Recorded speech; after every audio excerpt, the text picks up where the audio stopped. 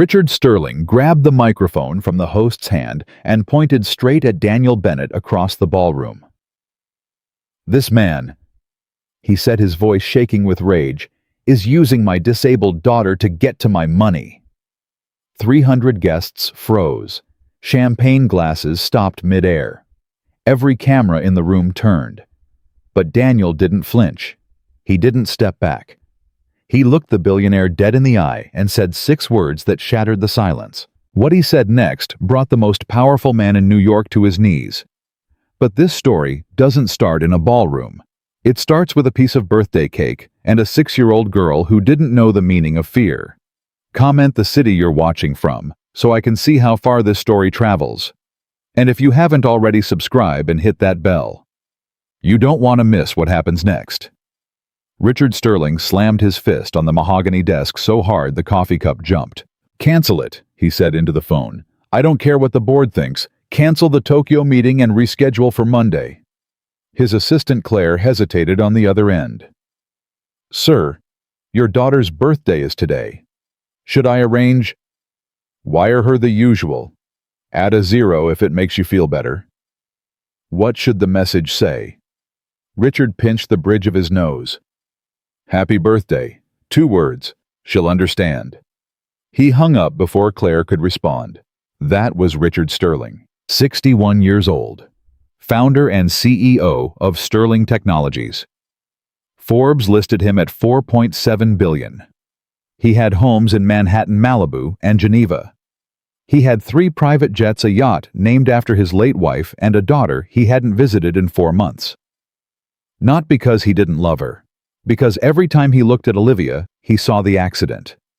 He saw the crumpled sedan. He saw the flashing lights. He saw the surgeon walking toward him with that look, the look that says, everything changed and nothing will fix it. So Richard Sterling did what powerful men do when they can't fix something. He threw money at it and looked away. Olivia Sterling wheeled herself through the front door of a small cafe on Atlantic Avenue in Brooklyn. The place was called Rosie's. Nothing fancy.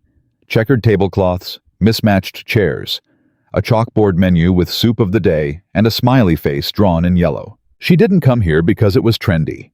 She came here because nobody recognized her. In Manhattan, she was Richard Sterling's daughter, the one in the wheelchair, the one who used to run track at Columbia, the one people whispered about at galas when they thought she couldn't hear. Such a shame, they'd say. She was so beautiful before, as if beauty lived in her legs. At Rosie's, she was just the woman who ordered black coffee and carrot cake and sat by the window. Today was her 23rd birthday. She had a reservation for 1. The hostess, a round-faced woman named Maria, smiled when she saw her. "Feliz cumpleaños, honey. I saved your spot." "Thank you, Maria. Anyone joining you today?" Olivia shook her head. "Just me." Maria's smile didn't waver, but her eyes softened in a way that made Olivia's chest tighten. She hated that look. She'd rather have indifference than pity. She wheeled herself to the corner table. Maria brought the coffee without being asked.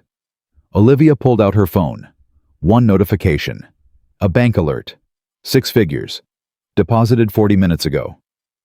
She scrolled down. 1 text from her father. "Happy birthday." She stared at the screen for a long time. Then she put the phone face down on the table. Around her, the cafe buzzed. A couple in the booth behind her argued playfully about where to go on vacation. A group of college kids shared a plate of nachos and laughed so loud the windows rattled. A mother bounced a baby on her knee while her older son blew bubbles in his chocolate milk. Olivia cut her carrot cake into small squares. She ate slowly. She didn't look up. And then, a voice, high, clear, completely unfiltered, cut straight through the noise. "Daddy, why is she celebrating alone?" The cafe didn't exactly go silent. But something shifted. Conversations dipped. A few heads turned. Olivia looked up. Standing 3 feet from her table was a little girl. 6 years old, maybe 7. Wild brown curls held back by a paint-stained headband. A purple shirt with a sunflower on it. Red sneakers with the laces untied. She was staring directly at Olivia with the kind of brutal honesty only children possess. Behind her, a man was already reaching for her shoulder. Lily, come on, that's not... But she has cake and candles and nobody's singing. Lily. That's sad, Daddy.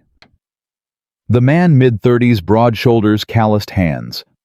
The kind of tired that lives behind the eyes. Looked at Olivia with an expression caught between embarrassment and apology. I'm sorry, he said. She has no filter. We're working on it. No, Olivia said, and her voice surprised even her. It was steady, almost amused. She's right.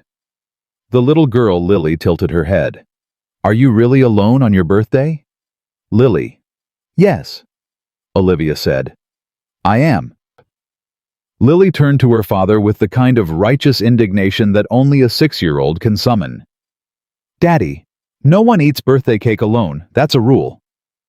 Daniel Bennett closed his eyes for half a second. The half second where a parent calculates every possible outcome and decides to trust their kid. It's not really a rule, sweetheart. It should be. Lily didn't wait for permission. She pulled out the chair across from Olivia, climbed up, and planted her elbows on the table. I'm Lily. That's my dad. He builds things. What's your name? Olivia looked at this tiny human, with paint under her fingernails and absolute certainty in her eyes, and for the first time in months, she felt something crack open in her chest.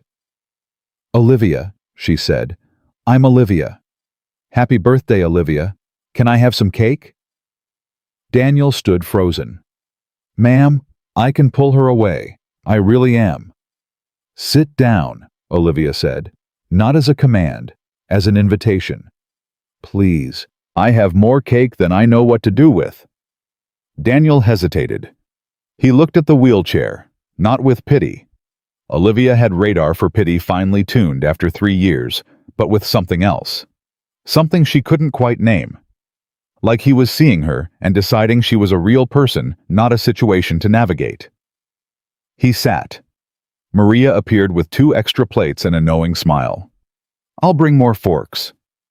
Olivia cut the cake into 3 uneven pieces. The biggest one went to Lily, who accepted it like she'd won the lottery. So, Lily said with her mouth half full, why are you alone? Don't you have friends? Lily. Daniel's ears turned red. It's a fair question, Olivia said. She looked at Lily. I used to. Things changed. What changed? Olivia paused. She could feel Daniel watching her, ready to intervene, but also, and this was the strange part, genuinely listening. I had an accident, Olivia said carefully. 3 years ago. I couldn't walk after that. And when that happened, a lot of people stopped coming around. Lily's eyebrows scrunched together. Because of the chair. Yeah. That's dumb. Olivia laughed, actually laughed. The sound was rusty, like a door that hadn't been opened in years. Yeah, it kind of is. My mom died, Lily said, and the shift was so abrupt, so matter-of-fact, that it knocked the breath out of Olivia. Daniel's jaw tightened. He looked down at the table. She got sick, Lily continued. And then she went to sleep and didn't wake up. Daddy cried for a really long time. He still cries sometimes, but he thinks I don't know. Lily. Daniel's voice was thick. We don't have to. It's okay, Daddy. Olivia told us her thing. I'm telling her mine. That's how you make friends. The silence that followed wasn't awkward. It was something else, something heavier and softer at the same time. Olivia looked at Daniel. His eyes were wet, but his face was set. He wasn't ashamed. He was just a man who had lost someone and was still standing. I'm sorry, Olivia said. About your wife. Thank you. He cleared his throat. Rachel. Her name was Rachel. She passed 2 years ago. Breast cancer. She had pretty hair, Lily added. Red like a fox. Daniel smiled. It was a small, broken, beautiful thing. Lily paints her sometimes, he said. She's got this whole series, Rachel in the garden, Rachel making pancakes, Rachel reading bedtime stories. I paint what I remember so I don't forget, Lily said simply. Olivia felt her eyes sting. She blinked hard. That's the smartest thing I've ever heard. She's smarter than me, Daniel said. Always has been. They talked for an hour, then 2. Maria refilled their coffees 3 times and never brought a check. Daniel told Olivia about his work. He was a carpenter, custom furniture mostly, some renovation work in Park Slope and Carroll Gardens. He had a small shop in Red Hook. Business was steady, but tight. I'm not getting rich, he said. But Lily eats. Lily's warm. Lily paints. That's the metric. That's a good metric, Olivia said. He asked about her life carefully, the way you'd approach a subject that might be loaded. What do you do? He asked. These days, not much. I used to run, track and field. I was at Columbia on a partial scholarship. My father wanted me at Princeton, but I wanted to earn it myself. You ran track, 400 meters. I was fast. Lily perked up. Faster than Daddy? Probably. Definitely, Daniel said, and Olivia smiled. After the accident, I did physical therapy for a year. Then I just stopped going out, stopped calling people. My father hired a full-time nurse and a driver, and basically set up my apartment like a hospital suite. Everything I needed delivered. Every need anticipated. Except... She stopped. Except what? Daniel asked. Except anyone actually being there. Like present. Not paid to be there. Not obligated. Just... there. Daniel leaned back in his chair. He didn't rush to fill the silence with platitudes. He didn't say, I'm sure your father loves you in his own way, or, at least you have financial security. He just sat with what she'd said and let it breathe. Then he said, you deserved better. 3 words, and they hit her like a truck. Not because they were dramatic, because they were simple and true, and nobody, not her therapist, not her nurse, not her college friends who sent flowers once and then disappeared. Nobody had ever just said it plainly. You deserved better. Her throat closed. She looked away. Hey, Daniel said gently. I'm not trying to... No. She shook her head. It's fine. It's just... Nobody says that. Everyone has an excuse for him. He's busy. He's grieving in his own way. He's providing. Nobody just says the obvious thing. I'm a carpenter, Daniel said. We measure twice and cut once. I don't have time for excuses. She looked at him. Really looked, and what she saw wasn't a man who was trying to impress her or get something from her. She saw a man who carried his daughter up 4 flights of stairs every time the elevator broke, who built furniture with his hands, who still cried for his wife when he thought no one was watching. She saw someone real. Olivia, Lily said suddenly, do you want to come to our house for dinner? Daniel froze. Lily, we can't just... We have spaghetti. Daddy makes the best spaghetti. It's decent spaghetti, Daniel corrected. It's the best spaghetti, Lily insisted. And I want to show you my paintings. Olivia looked at them both, the father and the daughter, the carpenter and the artist. 2 people who had lost everything that mattered and somehow still had room at their table. I'd love to, she said, but I should tell you stairs and I aren't exactly friends anymore. Daniel didn't miss a beat. 4th floor, no elevator. Ah. But I carry heavy things for a living, and you're not heavy. There it was. No ceremony, no pity, no elaborate plan. Just a man who carried things, and a woman who needed lifting, and neither of them made it more than it was. You don't have to do that, Olivia said. I know. I'm serious. It's... Olivia. He looked at her, calm, certain. My daughter invited you. In our house, when Lily invites someone, they come. I'll handle the stairs. Lily grinned. Told you. Best spaghetti. They took a cab. Olivia's driver was on call. She could have had a private car in 4 minutes, but Daniel hailed a yellow taxi like it was the most natural thing in the world, and she didn't argue. At the building, a 5-story walk-up in Sunset Park, Daniel folded the wheelchair and handed it to Lily, who dragged it toward the stairwell with the determination of a soldier on a mission. Then he turned to Olivia. Ready. She hadn't been carried by anyone since the physical therapists at Mount Sinai. Those had been clinical, professional, necessary. This was different. Daniel lifted her carefully, but not cautiously. There's a difference. Cautious means you're afraid of breaking something. Careful means you know the value of what you're holding. 4 flights, 56 stairs. He didn't stop once. He didn't grunt or shift her weight or make it seem like effort. At the top, he set her down in the wheelchair Lily had positioned by the door. "You good?" he asked. "Yeah," she said, and meant it. Inside the apartment was small. 2 bedrooms, a narrow kitchen, a living room with a couch that had seen better decades. But the walls were covered in Lily's paintings, dozens of them. Watercolors, finger paintings, crayon drawings, some abstract, some clearly representational.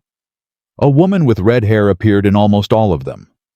"That's Mommy," Lily said, pointing to a painting near the kitchen. "That's her making pancakes. She always burned the first one." "Always," Daniel confirmed from the kitchen. "And that's her in the garden. We had a garden before, at our old house." "Before Rachel got sick," Daniel said quietly. "We had a place in Jersey, small yard. She grew tomatoes. Lily helped." "I mostly ate them," Lily admitted. Olivia moved slowly through the apartment, looking at each painting. They weren't technically skilled. They were the work of a child. But they were honest. Heartbreakingly honest. Rachel laughing. Rachel sleeping. Rachel with angel wings. Rachel as a star. "Lily," Olivia said softly, "these are incredible." Lily beamed. "You want one?" "I couldn't take. I'll make you a new one. A special one. For your birthday." Daniel served the spaghetti. It was in fact excellent. Not restaurant excellent. Home excellent. The kind of food that tastes better because someone made it with their hands and their attention and their care. They ate at a table barely big enough for 3. Lily talked about school, about her best friend Marcus, about the cat she wanted, but couldn't have because the landlord said no. Daniel talked about a bookshelf he was building for a client in Park Slope. "Walnut," he said. "Beautiful grain. Took me 3 weeks to find the right piece." "He talks to wood," Lily said seriously. "I respect it," Daniel corrected. Olivia laughed again. That rusty laugh. It was getting smoother. After dinner, Lily pulled out her paints. She sat cross-legged on the floor, a sheet of newspaper beneath her, and went to work. "Don't move," she told Olivia. "I'm painting you." "You don't have to." "Don't move." Daniel washed the dishes. Olivia sat still. Lily painted with the kind of focused intensity that suggested she'd inherited more from her mother than red hair. 20 minutes later, Lily held up the painting. It was Olivia, in her wheelchair, surrounded by swirls of yellow and orange and gold, like she was sitting in the center of a sun. "You have sad eyes," Lily said, tilting her head. "But your colors are still inside." The apartment went silent. Daniel stood at the kitchen sink with a dish towel in his hands, perfectly still. Olivia stared at the painting. At the yellow and the gold. At the way this child had seen something everyone else, the nurses, the therapists, her father, her vanished friends, had missed. Not the chair. Not the paralysis. Not the billion-dollar name. The light that was still there. "Can I keep this?" Olivia whispered. "It's your birthday present," Lily said. "The best presents are the ones people make." Olivia held the painting in her lap and pressed her lips together hard, because if she opened her mouth, she knew what would come out wouldn't be words. Daniel crossed the room and put his hand on her shoulder. Briefly, lightly. Like he understood that sometimes the kindest thing you can do is acknowledge someone's pain without trying to fix it. "You're welcome here any time," he said. "Doors always open. Well after the 4 flights." She laughed through tears. "You'll get tired of carrying me. I build furniture out of oak and walnut for a living. Trust me, you're lighter than a credenza." "What's a credenza?" Lily asked. "Big fancy cabinet." "You're lighter than a big fancy cabinet," Lily told Olivia as if this were a profound compliment. Olivia looked at them both. The carpenter with dish soap on his hands, the 6-year-old with paint on her face.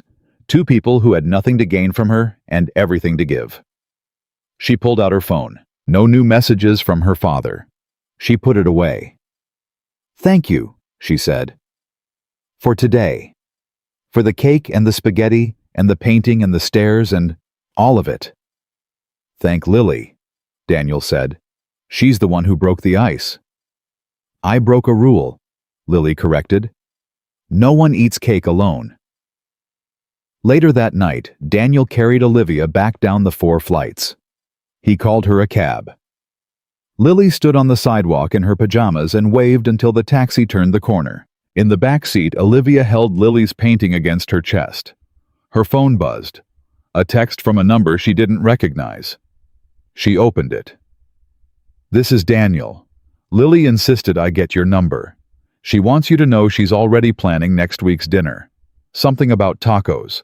I apologize in advance." Olivia typed back, "Tell Lily I love tacos. And tell yourself thank you for saying what no one else would."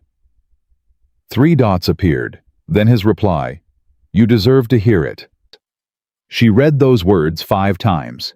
Then she looked out the window at the Brooklyn streetlights blurring past, and for the first time in 3 years, she didn't feel like the loneliest person in the city. She felt like someone who might still have colors inside.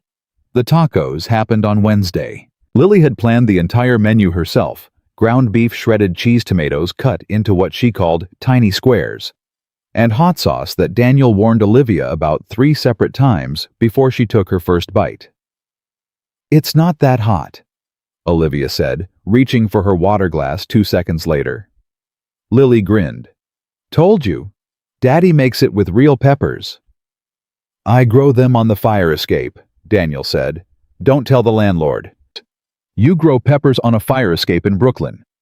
3 kinds, jalapeno habanero, and something I got from a guy at the farmer's market that he swore was from Oaxaca. I think it's just a regular pepper, but it makes me feel cultured."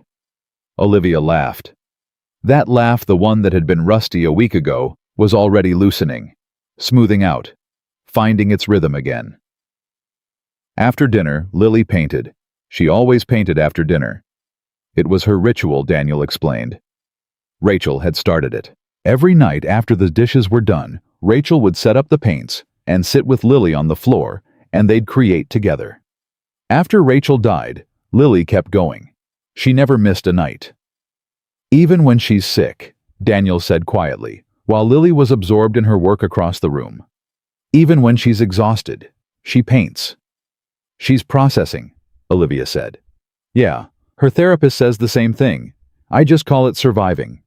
"Same thing, isn't it?" Daniel looked at her. That look again, the one she'd noticed at Rosie's. Not pity, not curiosity, something more like recognition, like he was seeing a version of his own pain reflected back in a different shape. "Maybe," he said. That night, after Daniel carried her down the stairs and put her in a cab, Olivia didn't go straight home. She told the driver to take the long way through Prospect Park. She held Lily's newest painting. This one was a taco with wings, because Lily said everything good should be able to fly, and she watched the trees blur past the window. Her phone rang. She looked at the screen. Claire. Claire was her father's assistant. Claire called once a week to check in, which really meant to report back to Richard that his daughter was still alive and still spending within reasonable limits. Olivia let it ring. Then she picked up. "Hey, Claire?" "Olivia, happy belated birthday. I'm sorry I didn't call sooner. Your father had me in back-to-back meetings all week." "It's fine. How are you? Do you need anything?" "Your father wanted me to ask if the new physical therapist is working out." "I stopped seeing the physical therapist 2 months ago, Claire." Silence. "Oh, I didn't have that in my notes. Should I find you a new one?" "No. Your father might." "Claire, I'm fine. I went out for my birthday. I've been going out. I'm okay." "That's wonderful. Where did you go?" Olivia hesitated. She could already hear the chain of events. She tells Claire. Claire tells Richard. Richard has someone look into it. Someone compiles a report. Someone investigates Daniel Bennett, his credit score, his background, his tax returns, his dead wife's medical records. Everything reduced to a file on her father's desk. "Just a cafe," Olivia said. "Nothing special." "Well, I'm glad you got out. Your father worries, you know." "Does he?" The question landed harder than she intended. Claire went quiet. "He does, Olivia, in his way." "Yeah, in his way. Good night, Claire." She hung up and stared at the phone in her hand. In his way. Everyone always said that. Richard Sterling loves you in his way. He shows it in his way. He grieves in his way, as if his way wasn't just absence dressed up in expensive wrapping paper. The next week, Olivia went back, and the week after that, and the week after that. It became a rhythm. Tuesdays and Thursdays at Daniel's apartment. Sometimes she brought groceries, real groceries, not the organic delivery service nonsense her father's staff ordered. She went to the bodega on Fifth Avenue and bought pasta and garlic and cheap wine and a coloring book for Lily that had dragons in it. "You didn't have to do that," Daniel said when she handed him the bag. "I know, I wanted to." He looked at the wine. "This is a $7 bottle." "Is that bad?" "That's perfect." They cooked together. Or rather, Daniel cooked, and Olivia handed him things from her wheelchair and argued with him about how much garlic was too much garlic. "There's no such thing as too much garlic," Daniel said. "There absolutely is. My college roommate used to put an entire head in everything. Our dorm smelled like an Italian grandmother's kitchen." "That sounds like heaven." "It was until you tried to date someone." He laughed. She liked his laugh. It was big and open and unhesitating, like everything about him. One Thursday, while Lily was at a sleepover at her friend Marcus's house, Olivia and Daniel sat alone in his apartment for the first time. The quiet was different without Lily. Fuller, more charged. Daniel poured the cheap wine into mismatched glasses. One was a regular glass, the other was technically a jar that had once held marinara sauce. "Classy," Olivia said. "I keep the fine crystal for special occasions." "This isn't special." He paused mid-pour, looked at her. "Yeah," he said. "I guess it is." They sat at the small table, and the conversation went deeper than it had before, the way conversations do when two people finally have the space to stop performing and just talk. "Can I ask you something?" Daniel said. "You've been asking me things for 3 weeks. Why start being polite now?" "Fair point." He turned his glass slowly on the table. "Your father. The money. The whole Sterling thing. How does that work? You're sitting in my apartment eating $7 wine and grocery store pasta, but you could buy this whole building. I could buy this block. That's terrifying." "I know. So why are you here?" Olivia took a sip of wine. "Because this is the only place I've been in 3 years where nobody's keeping score." "What do you mean?" "I mean my whole life, everything has been transactional. My father gives me money so he doesn't have to give me time. My old friends called me after the accident because they felt obligated, and then they stopped because the obligation expired.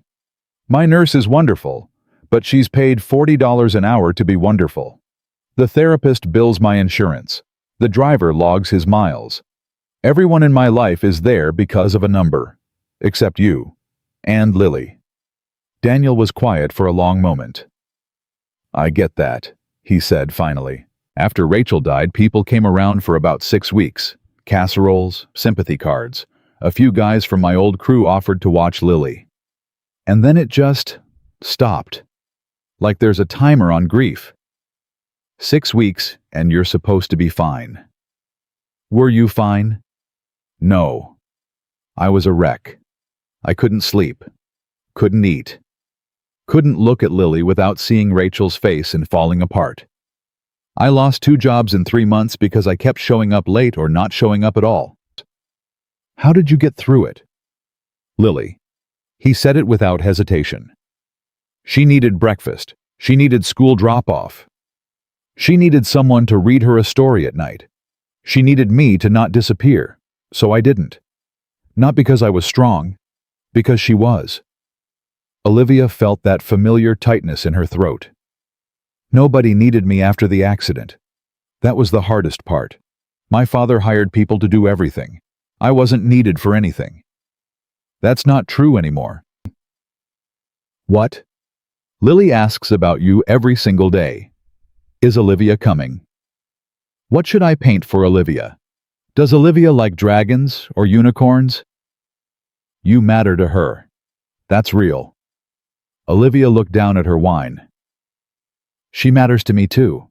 Both of you do. The words hung in the air between them. Neither of them rushed to fill the silence.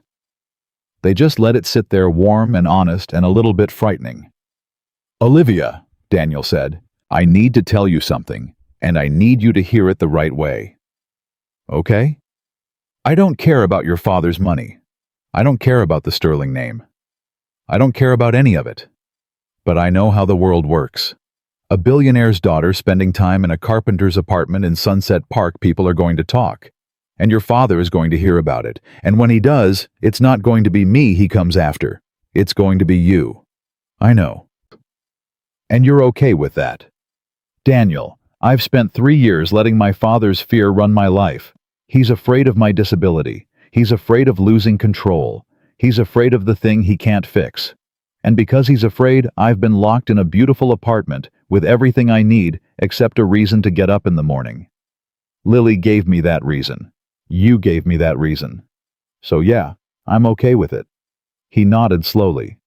Just so you know, I don't back down easy. I noticed. Carpenter thing. We're stubborn.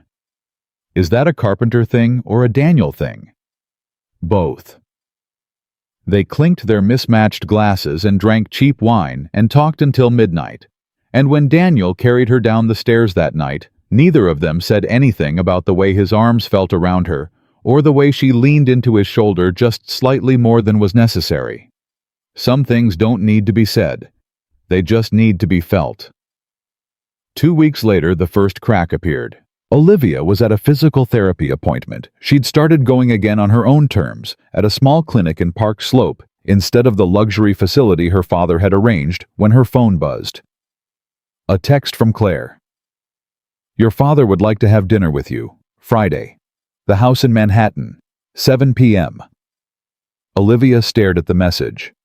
Her father hadn't invited her to dinner in over a year. The last time had been Christmas, and he'd spent the entire meal on his phone negotiating a merger, while she sat across from him eating lobster bisque in silence. She typed back, "Why?" Claire's response came fast. He didn't say, but he was insistent. Olivia called Daniel that afternoon. My father wants to have dinner. Okay, that's good, right? I don't know. He never just wants dinner. There's always an agenda. Maybe the agenda is seeing his daughter. You don't know my father. No, but I know you. And you're tougher than you think. What if he asks about you? Daniel paused. Then tell him the truth. A carpenter and his kid invited you for spaghetti. That's the story. There's nothing in it to be ashamed of. He won't see it that way. That's his problem, not yours. She went to the dinner. Richard Sterling's Manhattan home was a penthouse on the Upper East Side, 4,000 square feet, floor-to-ceiling windows overlooking Central Park. The elevator opened directly into the foyer, which was decorated with art that cost more than Daniel would make in a decade. Olivia wheeled herself into the dining room. Her father was already seated. He stood when he saw her, a formality, not warmth. Olivia, you look well. Thank you. Sit. I had the chef prepare your favorites, the salmon, the risotto. I'm not hungry. Eat anyway, you're thin. She took her place at the table. The dining room seated 12. Only 2 chairs were occupied. The distance between them felt like a canyon. Richard poured wine a bottle that cost more than Daniel's monthly rent and got straight to the point.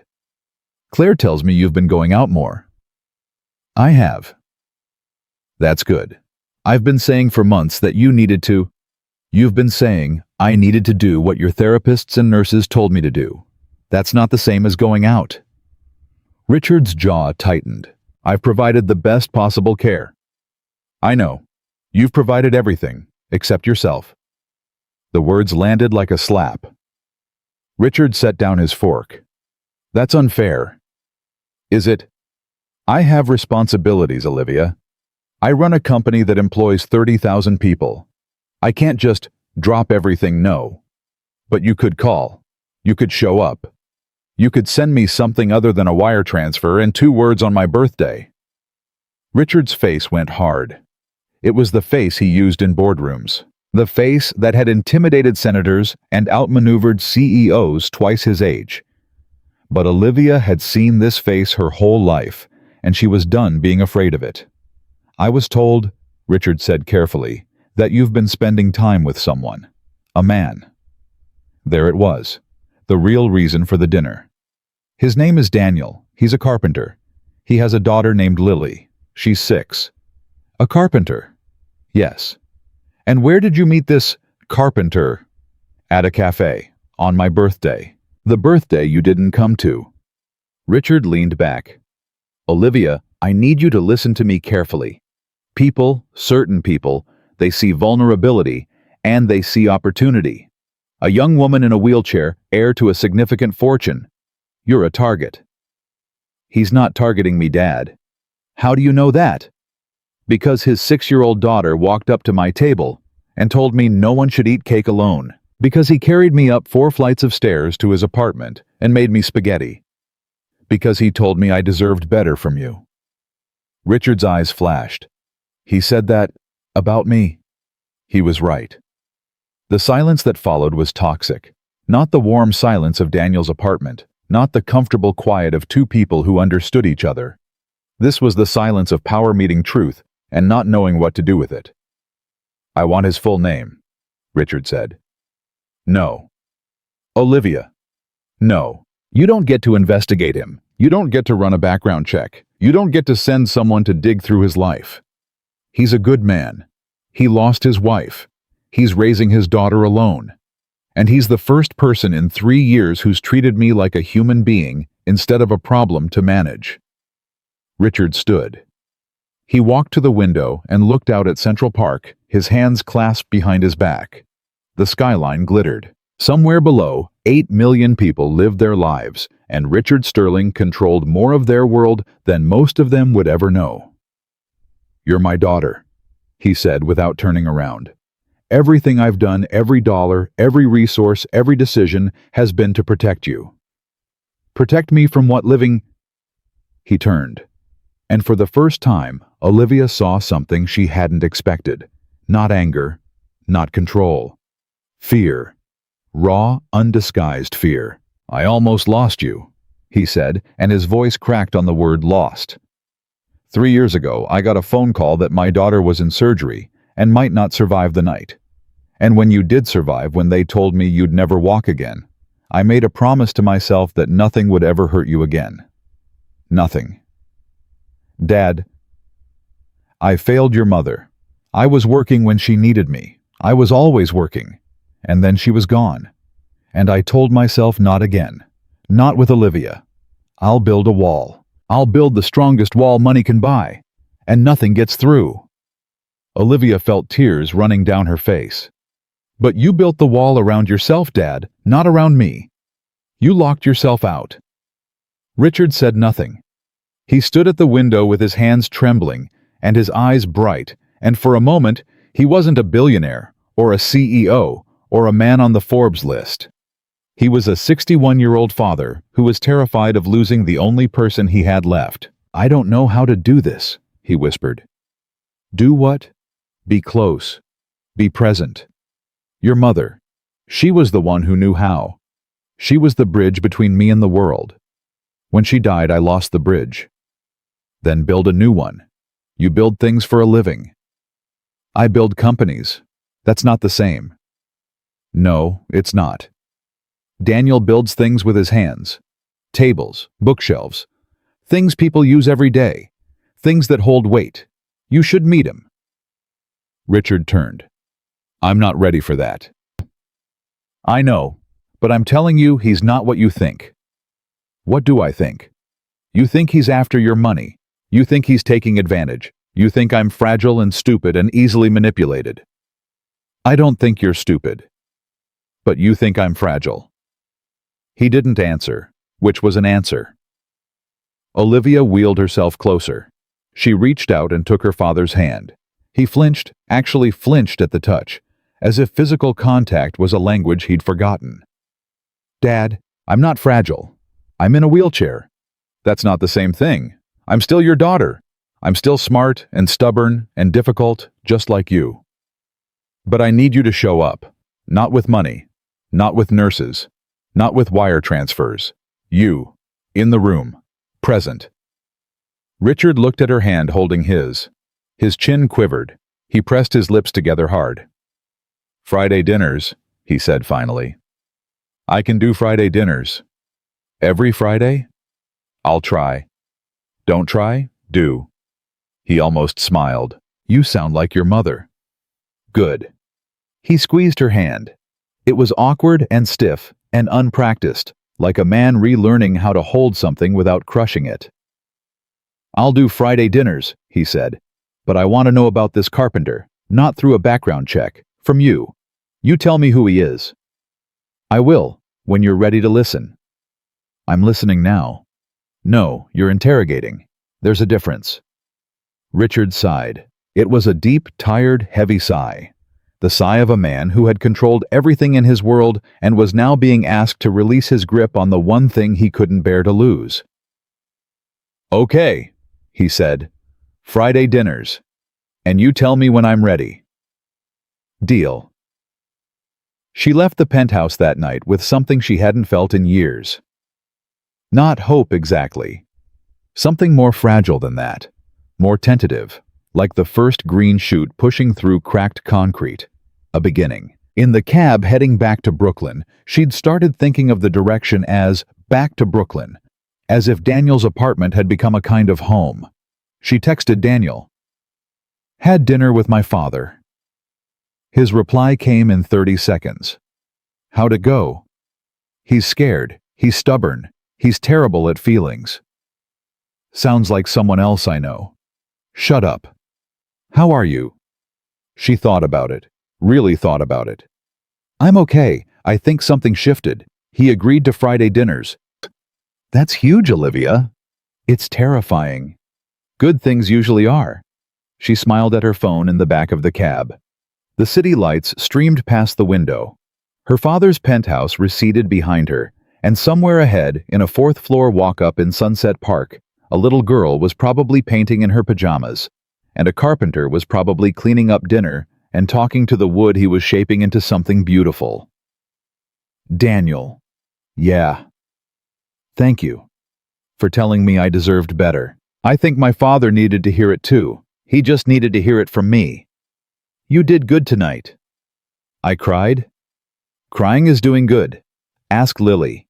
She'll tell you tears are just colors that haven't found their painting yet. Olivia read that line 3 times. Then she held her phone against her chest and closed her eyes and let the cab carry her through the Brooklyn night towards something that felt for the first time in a very long time like it might be worth fighting for. The Friday dinner started. The first one was painful.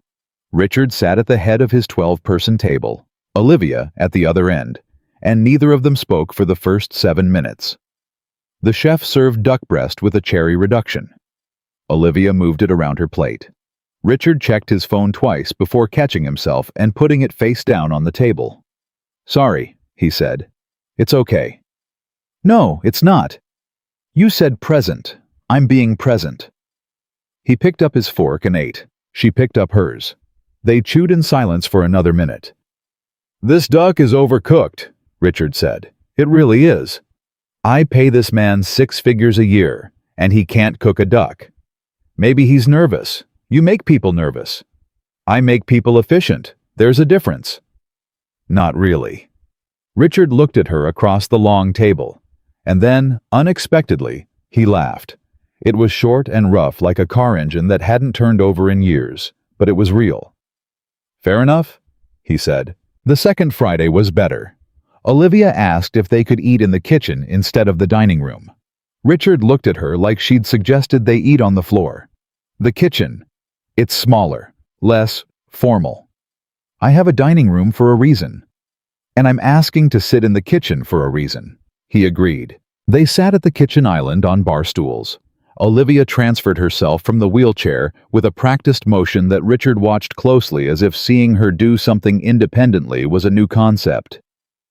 "You don't need help with that?" he asked. "I've been doing it for 3 years, Dad." "Right, of course." He opened a bottle of wine. A $300 bottle, but at least they were in the kitchen. Progress. "Tell me about your week," he said, and it sounded rehearsed, like he'd practiced the sentence in front of a mirror. But he'd said it. That counted. "I started going to a community art class," Olivia said. "Art class. Painting? Watercolors mostly. On Saturdays."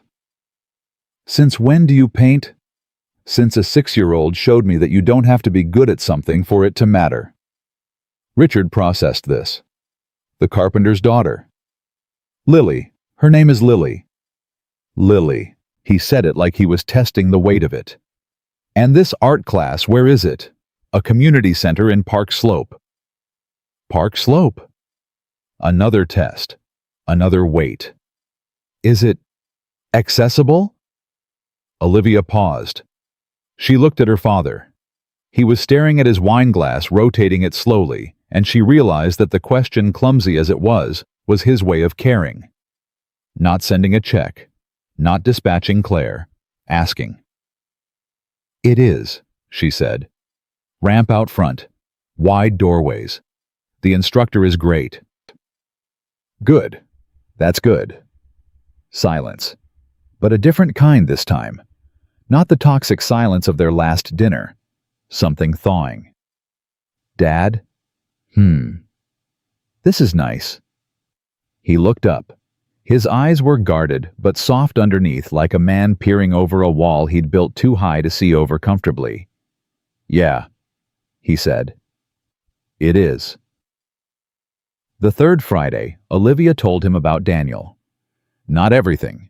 Not the way Daniel's arms felt when he carried her. Not the way they'd started talking every night on the phone, long conversations that stretched past midnight about everything and nothing. Not the way she'd started to feel something she wasn't ready to name. But the rest. The cafe. The birthday cake. Lily's paintings. The spaghetti. The fourth-floor walk-up. The way Daniel had looked at her and said, "You deserved better." And how those 3 words had cracked open something that 3 years of luxury therapy hadn't touched. Richard listened. He didn't interrupt. He didn't reach for his phone. He sat on the kitchen bar stool with his hands around his wine glass, and he listened.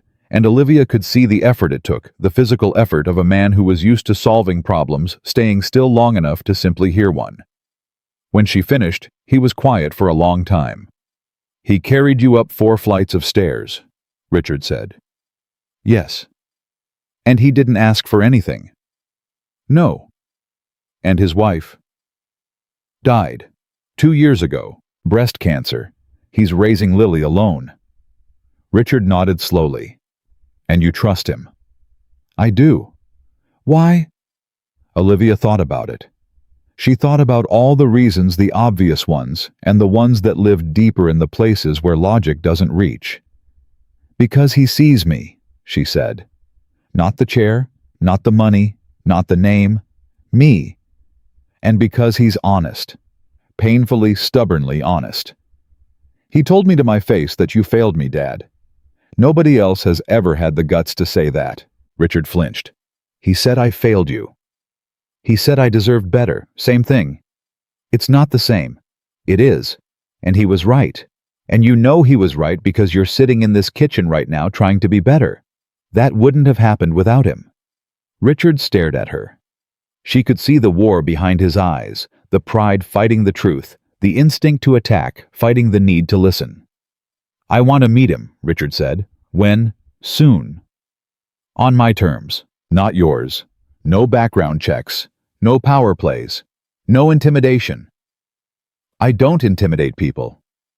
"Dad, you once made a Fortune 500 CEO cry in a board meeting. He was underperforming.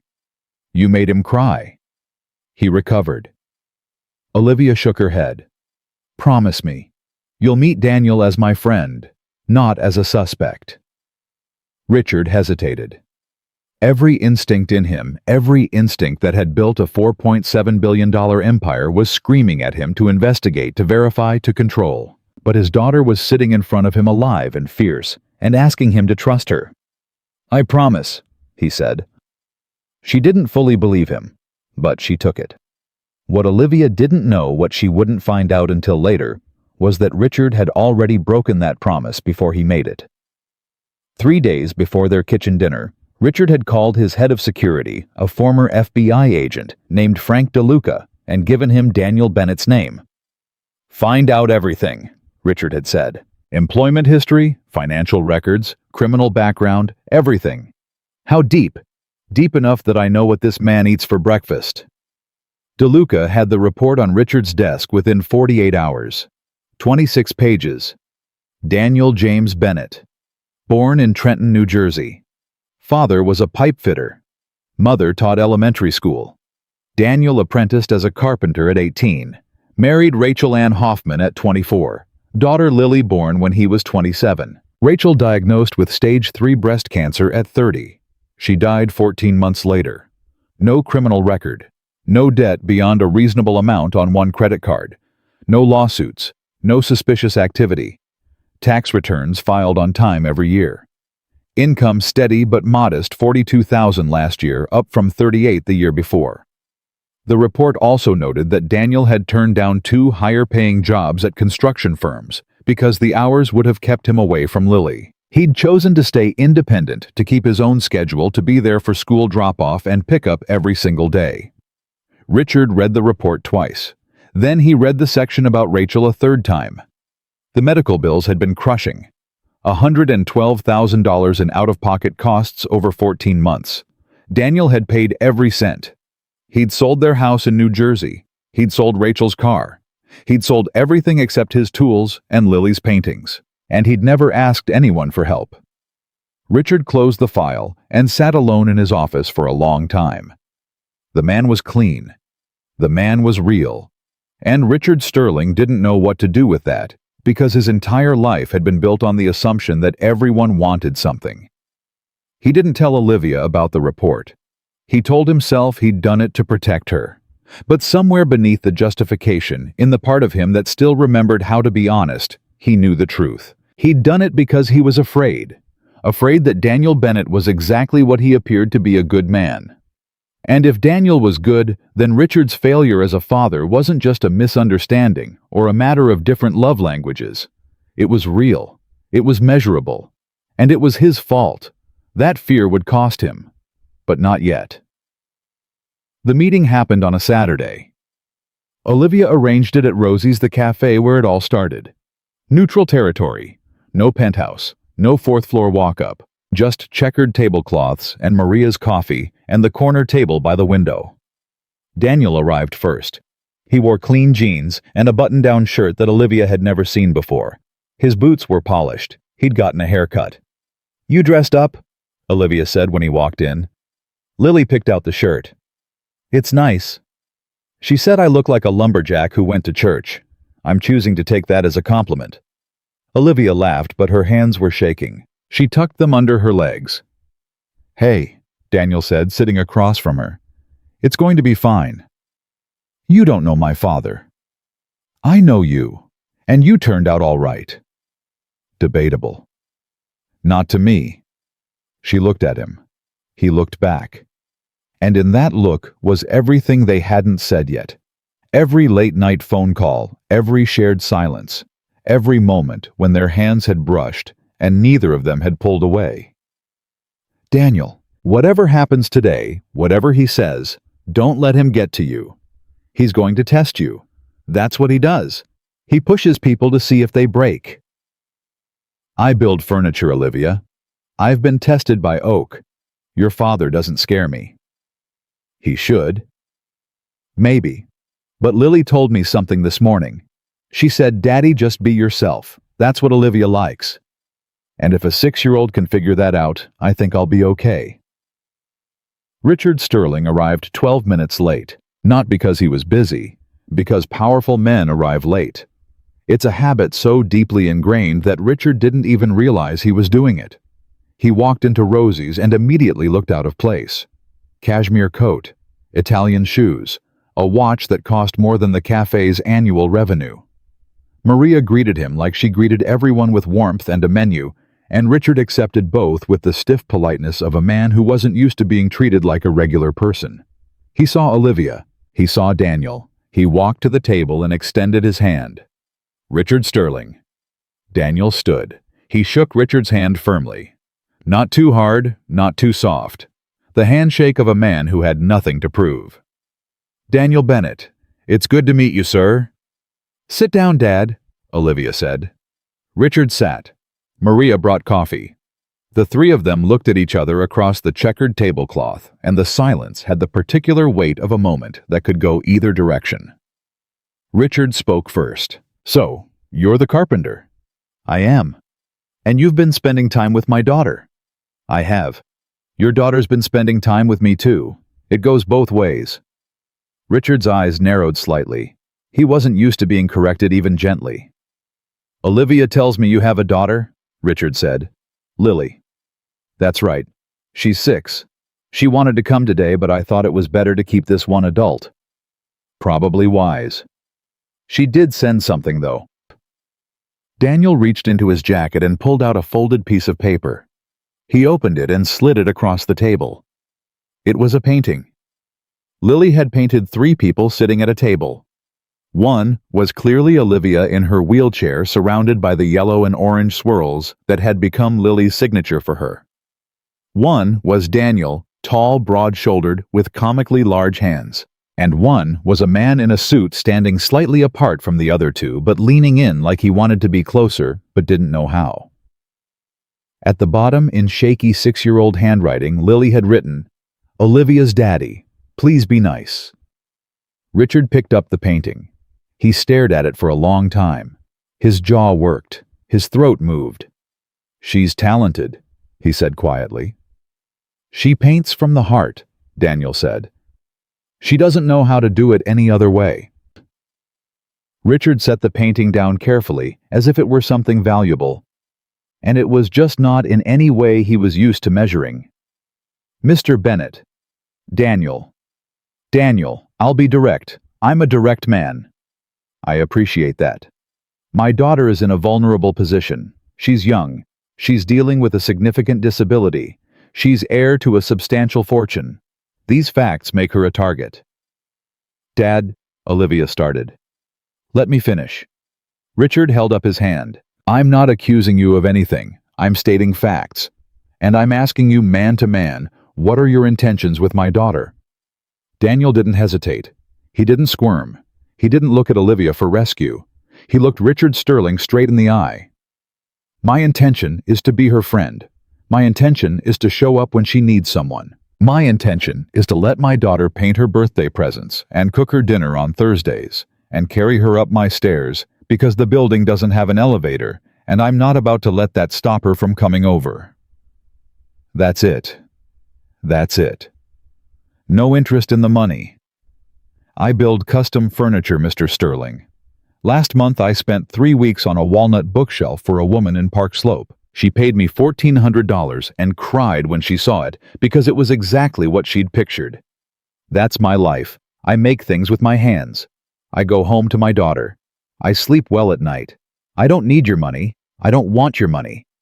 And respectfully, the fact that you think that's the only thing someone could want from your daughter says more about you than it does about me. The table went quiet. Olivia held her breath. Richard's face was unreadable. The boardroom mask, the poker face that had won him billions in negotiations with men far more powerful than a carpenter from Sunset Park. Then he said, You're either the most honest man I've ever met or the best con artist. I'm a carpenter, sir. We're not sophisticated enough to con people. Don't sell yourself short. The unsophisticated ones are the most dangerous. Dad, Olivia said firmly, stop. I'm having a conversation. You're interrogating him. You promised you wouldn't do this. I promised I'd meet him as your friend. I'm meeting him. And I'm asking questions. That's what fathers do.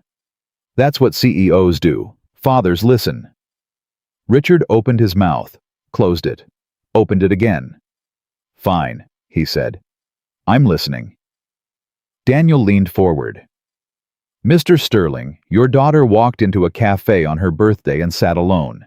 She had more money in her bank account than I'll make in 10 lifetimes, and she was the loneliest person in the room. My 6-year-old daughter saw that. She walked up to Olivia's table and shared her cake, and told her that nobody should eat alone. Lily did that. Not me. A child. Because children see what adults train themselves to ignore. Richard said nothing. I didn't know who Olivia was, Daniel continued. I didn't know about Sterling Technologies. I didn't know about the money. All I knew was that a woman was sitting alone on her birthday and my daughter wanted to share cake with her. Everything after that, the dinners, the conversations, the friendship, it all came from that. From a kid with paint on her hands and a heart bigger than this whole city. And the stairs, Richard said. What? You carry her up 4 flights of stairs. Yes. Why? Daniel looked confused. Because there's no elevator. You could meet somewhere else, somewhere accessible. She likes our apartment. Lily wants her there. And I'm a carpenter. I carry heavy things. She's not heavy. She's my daughter. I know that. And you carry her. Yes. Richard's voice dropped. It was almost a whisper. I haven't carried her since she was 12. The words landed like stones in still water, ripples spreading in every direction. Olivia's eyes filled. She looked away. Daniel understood. In that moment he understood everything, not just what Richard was saying, but what he was confessing. That he had stopped carrying his daughter long before the wheelchair. That the distance between them wasn't about miles or schedules or board meetings. It was about a man who didn't know how to hold the people he loved without trying to control them. It's not too late, Daniel said. Richard looked at him sharply. What? To carry her. It's not too late. She's right here. Richard stared at Daniel Bennett, this carpenter, this widower, this man who had nothing except his hands and his daughter and his stubborn, unshakable integrity, and for the second time in recent memory, the billionaire had no answer. Maria came by to refill the coffee. She sensed the weight at the table and moved on without a word. Olivia, Richard said finally. Would you excuse us for a moment? Olivia looked at Daniel. He nodded. I'll be at the counter, she said. She wheeled herself away. Richard and Daniel sat across from each other. 2 men from different worlds. One who built empires. One who built bookshelves. One who expressed love through wire transfers. One who expressed it by carrying people upstairs. I had you investigated, Richard said. Daniel didn't flinch. I figured you would. You're clean. I know. You turned down 2 better-paying jobs to be home for your daughter. She needs me more than I need money. Your wife's medical bills were significant. They were. You paid them all. She was my wife. Richard took a breath. My wife Olivia's mother died when Olivia was 14. Heart attack, no warning. One day she was here, the next she wasn't. And I handled it the only way I knew how. I worked, I built, I accumulated. Because if I stopped moving, I'd have to feel it. And I couldn't afford to feel it. Not then. And now my daughter is sitting at a counter in a Brooklyn cafe, and she's happier than I've seen her in years. And it's because of a man I've never met, and a 6-year-old girl who paints. And I don't know what to do with that. You don't have to do anything with it. You just have to let it be. I don't know how to let things be. I control things. That's what I do. I know. Olivia told me. What else did she tell you? That you're scared. That you love her, but you don't know how to show it. That losing her mother broke something in you that you never fixed. Richard's hands trembled on the table. He pressed them flat against the checkered cloth. She said all that. She talks about you more than you think, and not all of it is anger. Most of it is grief. She misses you, Mr. Sterling. Not your money, not your security team, not your penthouse. You. Richard looked toward the counter where Olivia was pretending to read the chalkboard menu. His daughter, 23 years old, in a wheelchair, brilliant and stubborn and brave and broken in ways he had caused, and broken in ways he couldn't fix. "I don't know how to be what she needs," Richard said. "Then learn. She's patient. She'll wait. But she won't wait forever." Richard reached across the table and picked up Lily's painting again. The three figures. The man in the suit leaning in. The shaky handwriting at the bottom. "Olivia's daddy. Please be nice." He folded the painting carefully and put it in his breast pocket. "Tell your daughter," Richard said, "that I'm trying. Tell her yourself. She's been asking to meet you. She calls you Olivia's daddy. She's already picked out what she wants to paint you. Fair warning, she's going through a dragon phase. You might end up with wings." Richard almost smiled. Almost. It was there, flickering at the corner of his mouth like a candle in a draft. Not quite strong enough to hold, but there. "Bring her next time," Richard said. "Yeah, next Friday, dinner, my place. And tell Olivia—" He stopped, started again. "Tell her the kitchen is fine." Daniel extended his hand across the table. Richard took it. They shook, and this time it wasn't a test or a power play. It was two fathers, both imperfect, both afraid, both trying to love their daughters in a world that made it harder than it should be. Olivia wheeled herself back to the table. She looked at Daniel. She looked at her father. She looked at the space between them, which had somehow gotten smaller. "Well," she said. "Friday dinner," Richard said. "My place. The kitchen. Bring the carpenter and the kid." Olivia's face broke open. Not a smile, something deeper. Relief. Gratitude. The feeling of a door that had been locked for years finally creaking open. "Dad, don't make a thing of it." "I'm making a thing of it." "Olivia." She reached across the table and took his hand. He didn't flinch this time. He held on. "Thank you," she said. Richard squeezed her hand. He looked at Daniel. He looked at Lily's painting peeking out of his pocket. He looked at his daughter's face, the face that looked so much like her mother's that some days it physically hurt to see it. "I should have come to your birthday," he said. "Yeah, you should have. Next year. Promise. I promise." And this time, she believed him. They left the cafe separately. Richard went north, back to the penthouse, back to the world he'd built from glass and steel and zeros. Daniel and Olivia went south toward Sunset Park, toward spaghetti and paintings and 4 flights of stairs. In the cab, Olivia was quiet for a long time. Daniel let her be. He'd learned that about her. She processed things silently before she spoke, like she was organizing her thoughts into careful stacks before choosing which one to share. "What did he say to you?" she finally asked. "When I was at the counter. He told me he had me investigated. I knew he would. I'm sorry." "Don't be. I'd do the same thing if someone was spending time with Lily." "What else?" "He told me about your mother." Olivia's breath caught. "He talked about Mom." "A little. He said losing her broke something he never fixed." She was quiet again. Then, "He's never said that to me." "He will. Give him time." "How do you know?" "Because he put Lily's painting in his pocket. A man who didn't care wouldn't keep a 6-year-old's drawing next to his heart." Olivia looked out the window. The Brooklyn Bridge was behind them now. The skyline was getting smaller. The buildings were getting shorter. The neighborhood was getting real. "Daniel, yeah.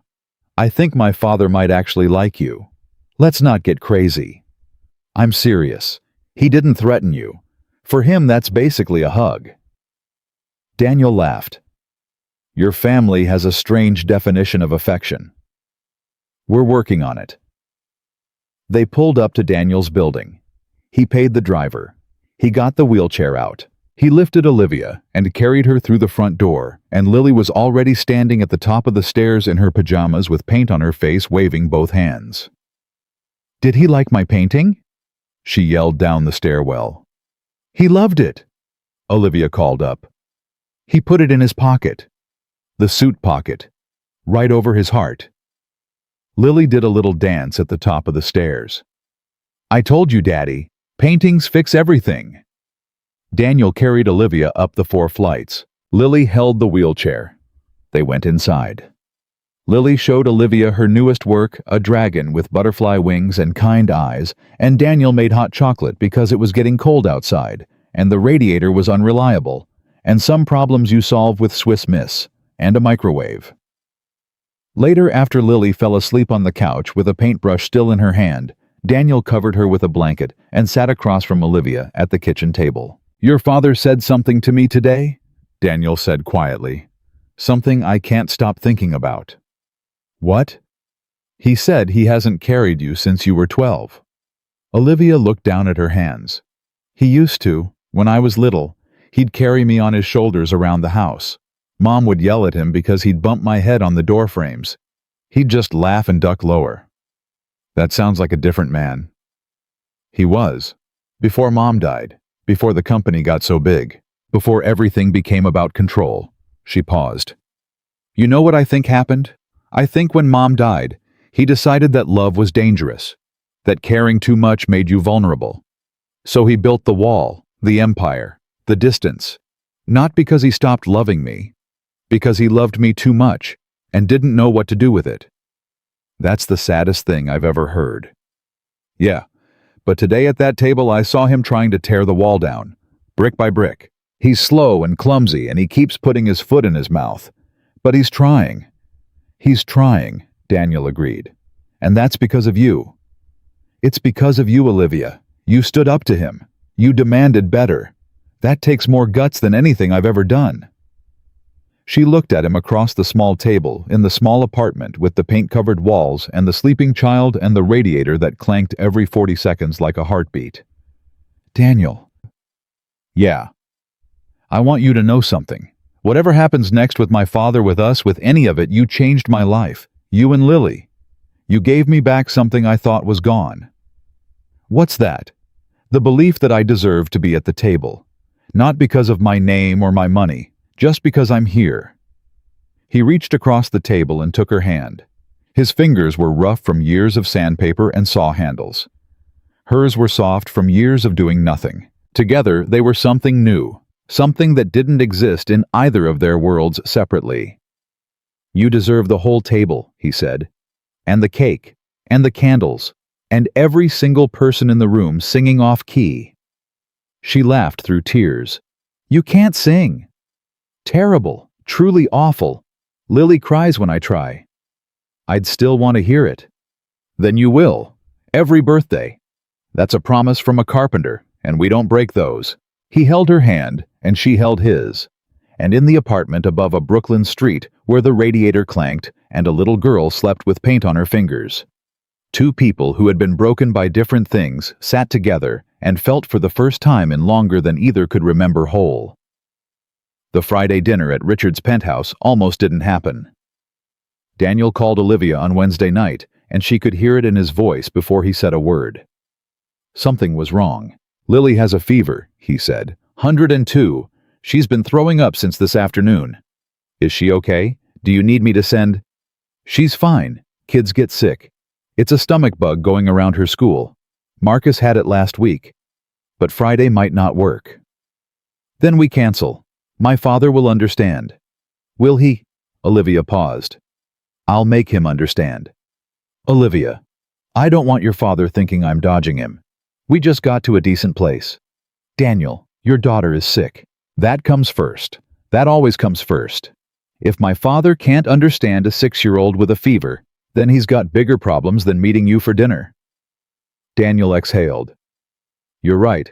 I don't want to give him a reason. A reason for what? To decide I'm not reliable, not good enough. Whatever he's already thinking. He's not thinking that. You don't know that. I know you and you're a good father. That's all he needs to see. He'll see it when Lily's feeling better. End of story. Daniel was quiet for a second. Then, she asked for you, by the way. What? Lily. When she was lying on the couch feeling miserable, she said, Can Olivia come read to me? Not Daddy. Olivia. Olivia's chest tightened. I can come over. You don't have to. I know I don't have to. I want to. I'll bring soup. From where to? The bodega. Bodega soup. Don't judge bodega soup. Maria swears by it. She was there in 40 minutes. Daniel carried her up.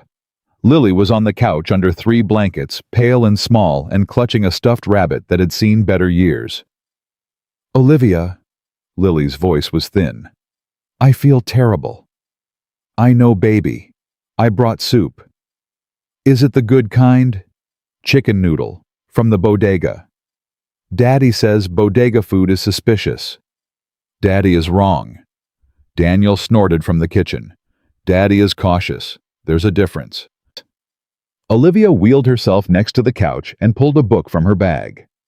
She'd stopped at a bookstore on the way, a real bookstore, not a delivery app, and bought a picture book about a girl who could talk to animals.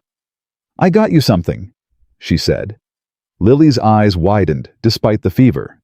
For me, for you. Read it to me. So Olivia read. She did the voices, the squeaky mouse, the grumpy bear, the wise old owl. Lily laughed weakly at the bear voice and coughed and laughed again. Daniel stood in the kitchen doorway and watched, and the look on his face was something Olivia would remember for a long time. Not romantic, not sad, just full. Like a man watching his family expand and not knowing how to contain the feeling. Lily fell asleep halfway through the book. Olivia closed it gently and set it on the coffee table next to a half-eaten cracker and a juice box. She'll want to finish it tomorrow, Daniel said quietly. Then I'll come back tomorrow. You don't... Daniel, stop telling me I don't have to. I know I don't have to. That's the whole point. He sat on the arm of the couch and looked at his sleeping daughter. Rachel used to do the voices too. The bear was her favorite. The bear is the best one. She'd have liked you. Yeah. She'd have loved you. She had this thing she could tell within 5 minutes of meeting someone whether they were real. Phony people made her physically uncomfortable. She'd get this twitch in her eye. A twitch? Subtle. But I could always spot it. It was like a built-in lie detector. And you're the realest person I've met since her. The words settled between them. Olivia didn't look away. Neither did Daniel. I called my father, she said. Told him Friday's off. Lily's sick. What did he say? He asked if she needed a doctor. He offered to send his personal physician. Daniel blinked. He did? He did. I told him it was a stomach bug and she'd be fine. He said, and I quote, "Tell the carpenter his daughter comes first. We'll reschedule." He called me the carpenter. He's working on names. Give him time. He offered his doctor, though. He did. Daniel shook his head slowly. That's actually decent of him. He's trying, in his way. There's that phrase again. In his way. I know, but this time I think it might actually mean something. Lily recovered by Sunday. By Monday, she was painting again. By Tuesday, she was asking when they were going to Olivia's daddy's big house. By Thursday, she had painted a portrait of Richard Sterling, based entirely on her imagination, since she'd never met him, that depicted him as a tall man in a blue suit with a crown on his head and fire coming out of his hands. Why fire? Daniel asked. Because Olivia said he's powerful. Powerful people have fire. That's not wrong. Friday came. Daniel dressed Lily in her best dress, a yellow one with sunflowers that Rachel had bought her 2 sizes too big, because she said Lily would grow into it. She had. Perfectly. Do I look fancy? Lily asked, spinning. You look perfect, Daniel said. Fancy, perfect, or regular perfect? Lily perfect. That's the best kind. Daniel wore the same button-down shirt from the cafe meeting. Clean jeans, polished boots. He'd shaved carefully that morning and nicked his chin, and Lily had put a tiny Band-Aid on it that had a cartoon dinosaur. You're wearing that to a billionaire's house, Olivia said when she saw it. Lily insisted. It's a T-Rex, Lily explained. T-Rexes are brave. Olivia's driver took them to the Upper East Side. Lily pressed her face against the window the entire ride, watching the city change as they crossed from Brooklyn into Manhattan. "The buildings are getting taller," she whispered. "We're going uptown," Olivia said. "Is your daddy's house at the top?" "Pretty much." The elevator opened directly into the penthouse foyer. Lily stepped out, and her mouth fell open. She turned in a slow circle, taking in the marble floors, the artwork, the ceiling that seemed impossibly far away. "Olivia," she whispered, "your daddy lives in a museum." "It does feel like that sometimes." "Where are the paintings, the real ones? The ones from Hearts?" Olivia looked at the walls, the Basquiat, the Rothko, the de Kooning, and realized that Lily was right. They were valuable. They were famous. But they weren't from Hearts. They were investments, assets, line items on a balance sheet. "I don't think there are any," Olivia said. Lily reached into her backpack and pulled out a rolled-up painting. "Good thing I brought one." Richard appeared from the hallway. He was wearing slacks and a dress shirt, but no jacket, no tie. For Richard Sterling, this was practically casual. He stopped when he saw Lily. The 6-year-old looked up at him. Way up. Richard was 6'2". Lily barely cleared 3.5 feet. "You're tall," she said. "You're small," he replied. "I'm growing. Are you done growing?" "I believe so." "That's sad. Growing is the best part." Richard looked at Daniel. Daniel shrugged as if to say, "This is what you signed up for." "I'm Lily," she said, extending her hand with the formality of a tiny diplomat.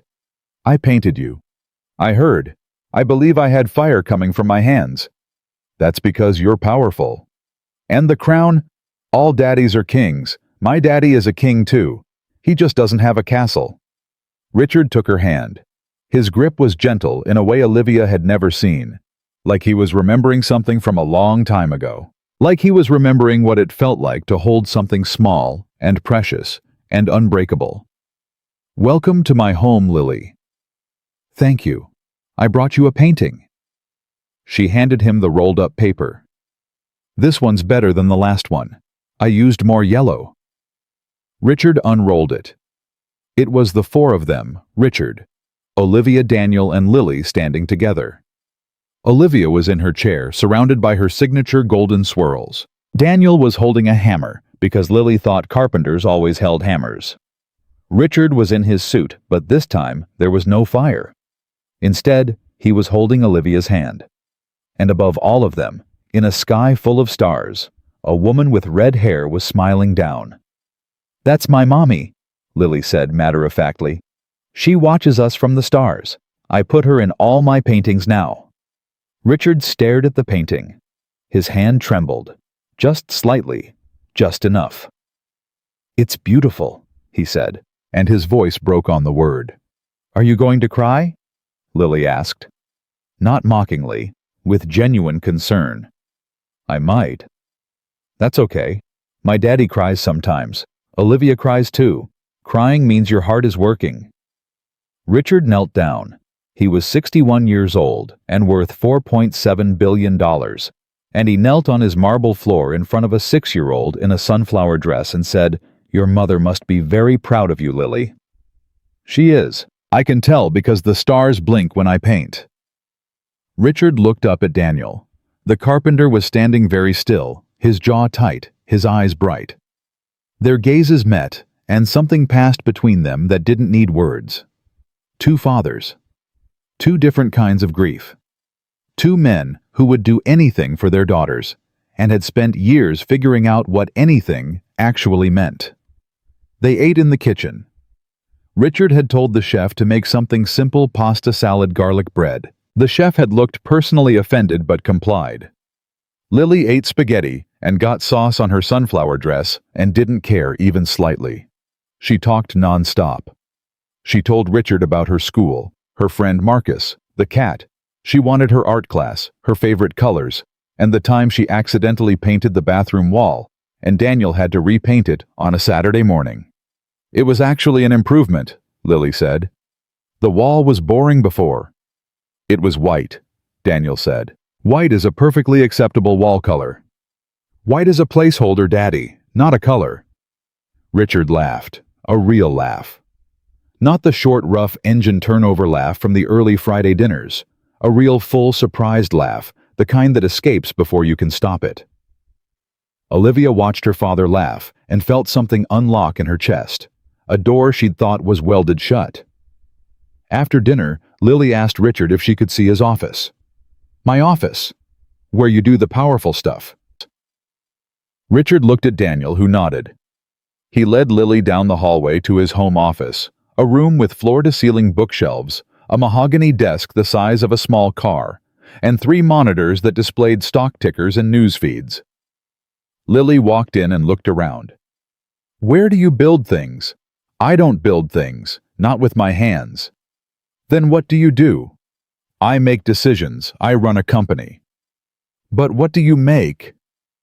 Richard paused. In his entire career, no one had ever asked him that question quite like that. What do you make? Not how much, not how big. What?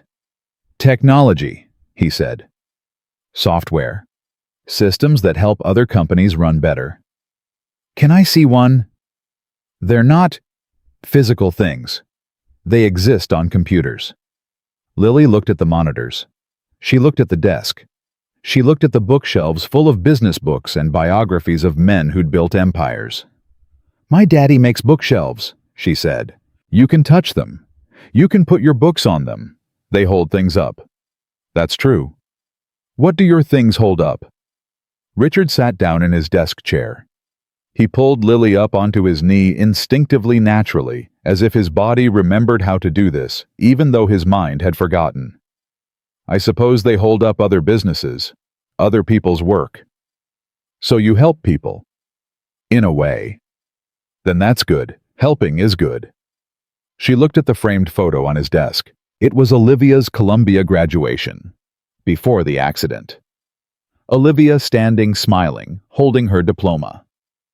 She's standing, Lily said. Yes, that was before her accident. She's still the same person. I know. Do you, though? Lily looked at him with those clear, unfiltered eyes. Because sometimes grown-ups forget. They see the chair, and they forget the person in it. Richard held this child on his knee and felt something collapse inside him, not violently, not painfully. The way a wall collapses when you finally remove the last brick. It just gives way. And what's behind it is everything you've been hiding from. You're right, he said. Sometimes I forget. Don't forget anymore. She's really cool. She is. And she loves you. She told me. She said her daddy is the smartest man in the world, but sometimes smart people are dumb about feelings. Richard closed his eyes. She said that, yep, but she also said you're trying. And trying counts. Does it? My daddy tried to make pancakes after Mommy died. He burned them every single time, for like a month. But he kept trying, and now they're almost as good as Mommy's. Almost. Not quite, but almost counts. Richard opened his eyes. He looked at this remarkable child, this impossible, fearless, paint-stained philosopher in a sunflower dress, and he understood what Olivia had been telling him, what Daniel had been showing him, what he'd been too afraid and too proud and too broken to see. Love isn't a wire transfer. It isn't a penthouse or a private physician or a 6-figure birthday deposit. Love is burning pancakes for a month because your daughter needs breakfast. Love is carrying someone up 4 flights of stairs because the elevator doesn't work. Love is sitting in a Brooklyn cafe with a stranger because your 6-year-old said no one should eat cake alone. Love is showing up. Imperfectly. Clumsily. With a dinosaur band-aid on your chin and sauce on your dress and fear in your heart. But showing up. Lily, Richard said. Would you like to paint something? Right now I have paper. You have paint. I'll find some. You don't find paint silly. You have to have the right kind. Watercolors are best. Do you have watercolors? He didn't. But he called Claire, and within 30 minutes a complete watercolor set arrived from an art supply store in Midtown. Lily sat up on the kitchen floor. Richard spread out newspapers himself on his hands and knees on the marble floor of his $5 million penthouse, and she began to paint. Daniel and Olivia sat at the kitchen island and watched. "Your father is on his hands and knees spreading newspaper for my daughter," Daniel said quietly. "I see that." "I didn't think that was possible." "Neither did I." "He's different than I expected." "He's different than he expected too. Lily does that to people. She gets it from Rachel. She gets it from both of you." Daniel looked at Olivia. She looked back. And, in the kitchen of a billionaire's penthouse, while a 6-year-old painted dragons on the floor, and a 61-year-old man watched with something like wonder on his face, two people who had found each other through birthday cake and stubbornness and 4 flights of stairs let themselves feel what they'd been circling around for weeks. "Olivia," Daniel said, his voice low enough that only she could hear. "Yeah. I think I'm falling for you." She didn't gasp. She didn't look away. She held his gaze and said, "I think I fell a while ago, somewhere around the 2nd flight of stairs." He laughed softly. "Only the 2nd. You were carrying me. My guard was down. I'll remember that. Carry the woman, win the heart. Don't let it go to your head." Too late. They sat their shoulders almost touching, watching Lily paint and Richard kneel, and the whole impossible geometry of their lives rearrange itself into something new. Later that night, after the painting was done, and Lily had fallen asleep on Richard's couch, on a couch that cost $20,000, with paint still wet on her fingers, Richard pulled Daniel aside. "I owe you an apology," Richard said. "For what? For investigating you. For assuming the worst. For treating you like a threat instead of what you are." "And what am I?" Richard looked at his daughter, who was wheeling herself through the living room, looking at Lily's new painting, drying on the kitchen counter. He looked at Lily, curled up on the couch, small and fierce, and sleeping with the confidence of a child who knows she is loved. "You're the man who brought my daughter back to life," Richard said, "and I treated you like a con artist. You were protecting her." "I was protecting myself. There's a difference." Daniel extended his hand. "Clean slate." Richard took it. "Clean slate." But clean slates, as both men knew, are only clean until the world writes on them again. And the world was about to write something neither of them saw coming. 3 days later, the charity event invitations arrived. The Sterling Foundation Annual Gala, the biggest event of the year. 500 guests, media coverage. The who's who of New York power and money gathered in one ballroom to write checks and be seen writing them. Richard's assistant Claire had already sent Olivia's invitation weeks ago. She attended every year briefly, quietly, as the billionaire's daughter in the wheelchair, who smiled for photos and left early. But this year, Olivia didn't want to go quietly. "I want to bring Daniel," she told her father on the phone. The line went silent for 4 full seconds. "To the gala," Richard said. "Yes. Olivia, the gala is, I know what the gala is, and I know what people will say, and I don't care. He's part of my life. He deserves to be there." Richard exhaled, long and heavy. "People will talk. Let them. The press will. Let them. This isn't a family dinner, Olivia. This is public. This is permanent. Once the cameras see you with him, there's no going back." "Good. I don't want to go back." Another long silence. Then, "Does he have a suit?" "I'll handle it." "I have a tailor." "Dad, I said I'll handle it." Fine, bring the carpenter." Olivia called Daniel. "How do you feel about black tie?" she asked. "I feel like I'd rather build a house with my teeth." "That's not an option." "Olivia, I don't belong at a gala." "You belong wherever I am. That's what you told me." "I said you belong wherever people care about you. I didn't say anything about ballrooms." "Same thing. I care about you. You'll be in the ballroom. Math checks out." "Your math is terrifying. Is that a yes?" He sighed, the sigh of a man who knew he'd already lost the argument. Do I have to dance? You'd have to dance with me, and I'm in a wheelchair, so technically it would be more of a sway. I can sway. Then it's a yes. It's a yes.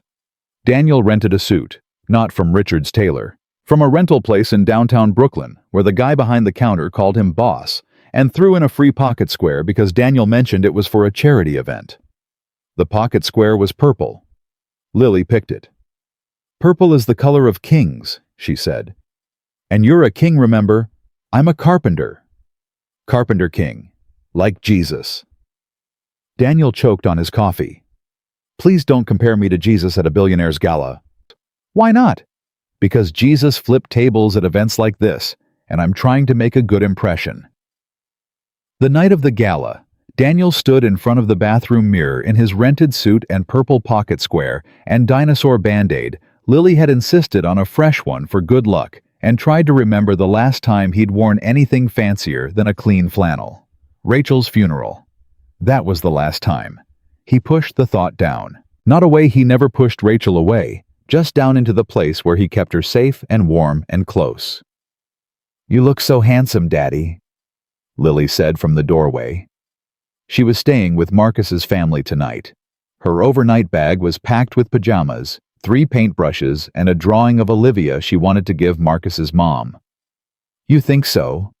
Mommy would think so. Daniel crouched down and hugged her. Be good for Marcus's mom. I'm always good. You're always something. Boy? He dropped Lily off, took the subway to Manhattan, and met Olivia outside the hotel where the gala was being held. She was wearing a deep blue dress that her nurse had helped her into. Her hair was down. She looked nervous. Hi, she said. Hi. You're wearing a purple pocket square. Lily's orders. It's perfect. You're perfect. She smiled, but it was tight, worried. Daniel, in there it's going to be different. These people, they're not like us. They smile and shake your hand, and then they talk about you the second you turn around. I know how people work, Olivia. Not these people. These people are predators in evening wear. And I'm a carpenter from Sunset Park with a dinosaur band-aid on my chin. I think I'll be fine. She looked at him, this stubborn, steady, impossible man, and felt the fear drain out of her, just enough to breathe. Stay close to me, she said. I'm not going anywhere. They went inside together, and every head in the ballroom turned. The ballroom was already full when Olivia wheeled through the double doors with Daniel at her side. 500 guests, tuxedos and gowns, champagne towers. The kind of wealth that doesn't whisper, it hums constant and low like electricity in the walls. Olivia had attended this gala every year since she was 18. She knew how it worked. You arrive, you smile, people take photos, you write a check or your father writes one for you. You leave before anyone has time to say something you can't unhear. But tonight was different. Tonight she wasn't alone, and the room noticed. Heads turned in slow motion. Conversations dipped. Eyes tracked from Olivia to Daniel and back again, doing the math. Who is he? What does he do? How much is he worth? The invisible calculus of the wealthy performed in milliseconds. A woman in diamonds leaned toward her husband and whispered something behind her champagne glass. A man in a gray suit nudged his colleague. A photographer near the entrance raised his camera, then lowered it unsure. Daniel walked beside Olivia's wheelchair, with his hand resting lightly on the push handle. Not pushing, just there. His rented suit fit well enough. His purple pocket square caught the light. His dinosaur band-aid was hidden under his collar, Lily's last-minute placement adjustment. You okay? He asked quietly. Ask me in an hour. I'm asking now. I'm terrified. Good, me too. Terrified together is better than terrified alone. They moved through the crowd. A few people greeted Olivia by name, the polished, careful greetings of people who knew her father's net worth to the decimal. None of them asked who Daniel was. They just looked. Richard Sterling was across the room, surrounded by a knot of board members and investors. He saw Olivia enter. He saw Daniel. His expression didn't change, the boardroom mask perfectly calibrated, but his eyes tracked them through the crowd with the focus of a man who knew something was about to happen, and wasn't sure he could control it. The first hour passed without incident. Olivia introduced Daniel to a few people carefully chosen, relatively harmless. Her college friend, Priya, who ran a nonprofit. A woman named Ellen, who managed the Sterling Foundation's arts program. An older couple, the Hendersons, who had known Olivia's mother. "This is Daniel," Olivia said each time. "He's a carpenter. He builds beautiful things." Daniel shook hands. He answered questions. He didn't try to impress anyone, which paradoxically impressed several of them. "Custom furniture," Mr. Henderson said. "I've been looking for someone to build a dining table. Reclaimed wood. Something with character." "I could do that," Daniel said. "Depends on the wood. What are you thinking, oak cherry?" "I was thinking walnut." "Walnut's perfect for a dining table. Beautiful grain, ages well." "Like us," Mrs. Henderson said, patting her husband's arm. Daniel laughed. They exchanged numbers. It was normal. It was easy. And for a few minutes, Olivia let herself believe the night might pass without a storm. She was wrong. It started with Victor Ashworth. Victor was 63, old money chairman of 2 pharmaceutical companies and a major Sterling Technologies shareholder. He had known Richard for 30 years. He had the kind of confidence that comes from never being told no, and the kind of cruelty that comes from never needing to be kind. He approached Olivia and Daniel near the bar, drink in hand, smile already sharpened. Olivia Sterling, lovely as ever.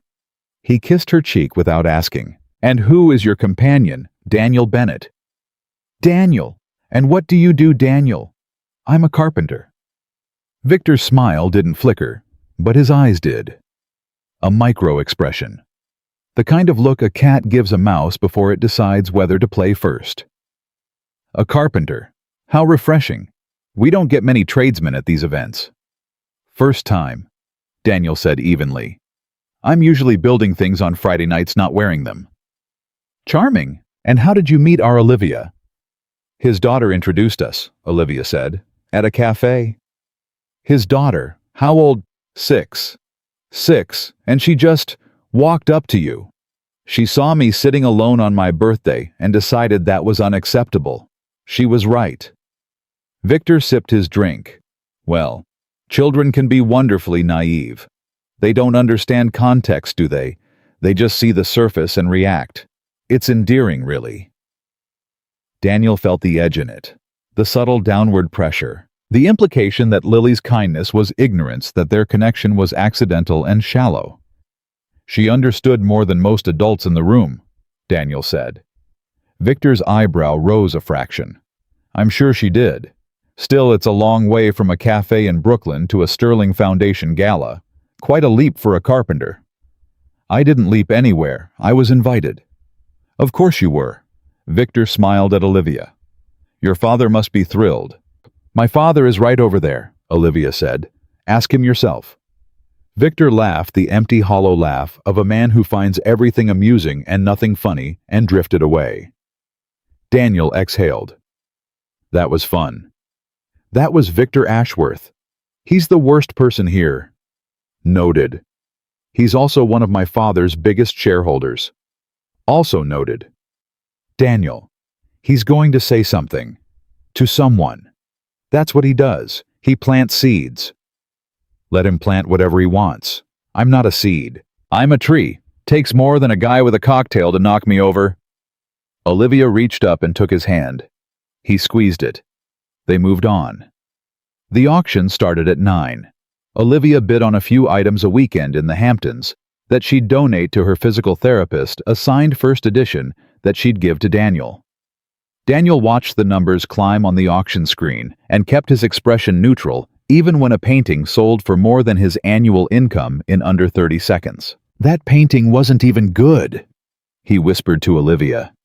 "It's not about the art, it's about being seen buying it." "That's the saddest thing about money I've ever heard." "Welcome to my world." At 9:30, Richard took the stage. The room quieted. He gave his annual speech, the state of the foundation, the grants distributed, the lives changed. He was polished, commanding, Every word measured and delivered with the precision of a man who understood that language was a tool no different from a hammer or a scalpel. And then he went off script. "This year," Richard said, "I want to talk about something personal." The room shifted. Richard Sterling didn't do personal. Not publicly, not ever. 3 years ago, my daughter was in a car accident that changed her life. Many of you know that.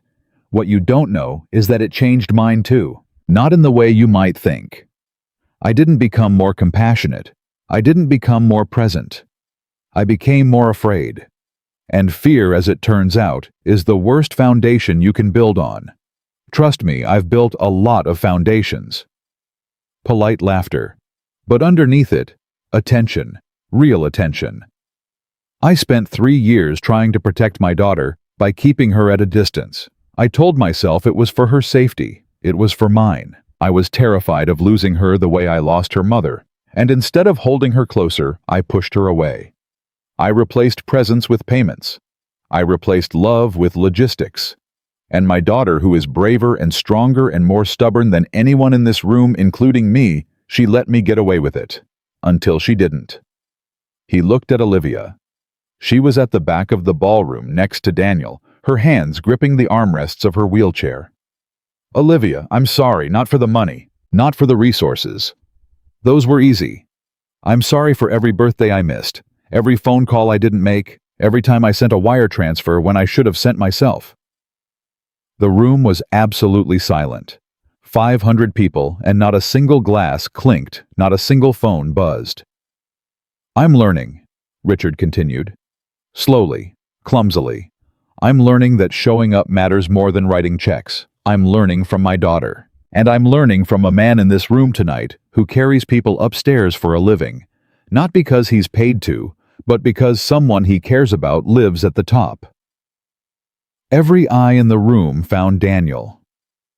Daniel stood completely still. His jaw was tight. His eyes were bright. He didn't look down. He didn't look away. "I spent my career building systems," Richard said. "But this man builds things with his hands. Bookshelves, tables, things that hold weight, things you can touch. And he taught me something that no board meeting, no earnings call, no Forbes list ever could. He taught me that the measure of a man isn't what he accumulates. It's what he carries." Richard paused. The ballroom held its breath. "To the Sterling Foundation and to everyone in this room who has ever written a check instead of showing up, I challenge you. Build something that matters. Not with money, with your hands, with your time, with your presence. That's the only currency that counts."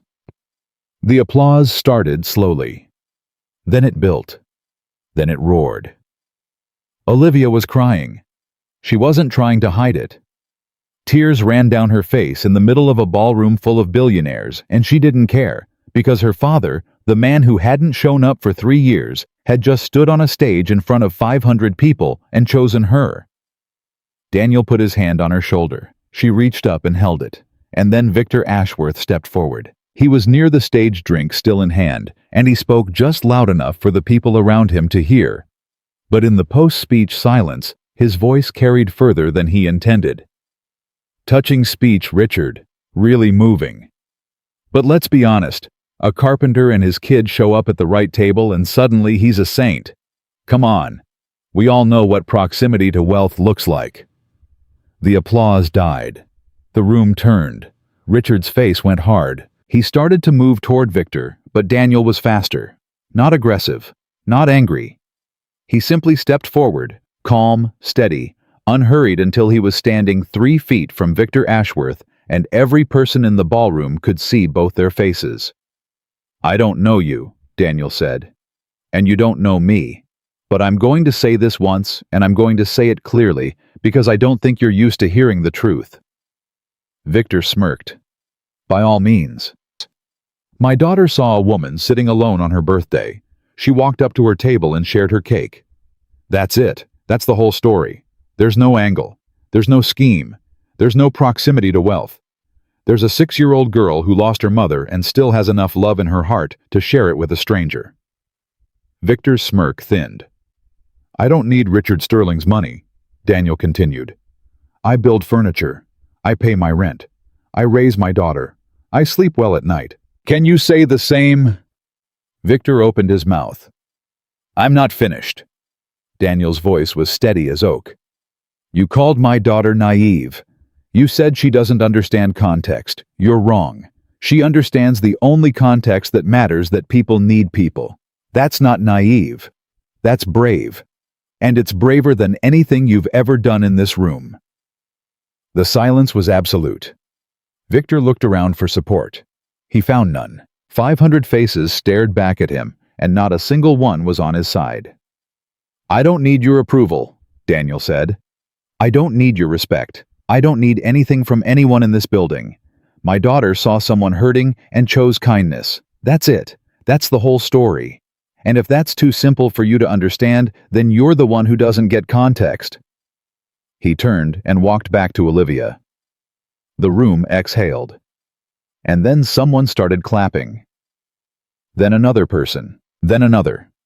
The applause built from the edges of the ballroom inward, rolling like a wave until 500 people were on their feet, and Victor Ashworth was standing alone with his drink and his silence and his shame. Richard Sterling crossed the ballroom. He walked past the investors and the board members and the photographers.